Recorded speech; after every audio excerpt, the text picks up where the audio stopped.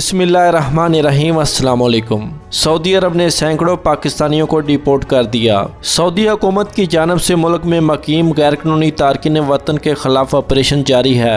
2017 से जारी इस क्रैकडाउन के नतीजे में अब तक 45 लाख के लगभग गैर कानूनी तारकिन वतन को डिपोर्ट किया जा चुका है, जिनमें लाखों पाकिस्तानी शामिल हैं। इनमें एक्सपायर्ड वीज़ा होल्डर, कफील से फरार होने वाले और दीगर जराइम में सजा याफ्ता अफराद शामिल हैं। सऊदी हुकूमत की जानब से वक्तन फ़क्तन पाकिस्तानियों को डिपोर्ट कर दिया जाता है। इसी सिलसिले में सऊदी अरब से डिपोर्ट पाकिस्तानियों का एक काफिला भी आज ही सऊदी एयरलाइन की खसूसी प्रवाज के जरिए कराची पहुंचा।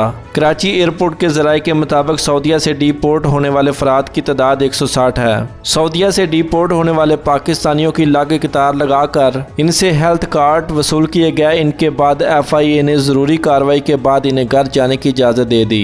एयरपोर्ट पर इन मुसाफिरों की कोरोना से मुतल्लिक कंप्लीट स्क्रीनिंग भी की गई। वाज़िया रहे कि हर साल हज़ारों पाकिस्तानियों को सऊदी अरब से डिपोर्ट कर दिया जाता है। मुख्तलिफ वीज़ा खिलाफ वर्जियों में मुलव्वस अफराद को पहले जद्दा की शमेसी जेल में मुंतकिल किया जाता है और रियाज में शमेसी जेल में मुंतकिल किया जाता है, जो कि तारकीन की आर्जी जेल के तौर पर जानी जाती है। इनमें कैद किए गए अफराद के सफारत खानों से रब्ता करके इनकी सफरी दस्तावेजात तैयार करवाई जाती हैं।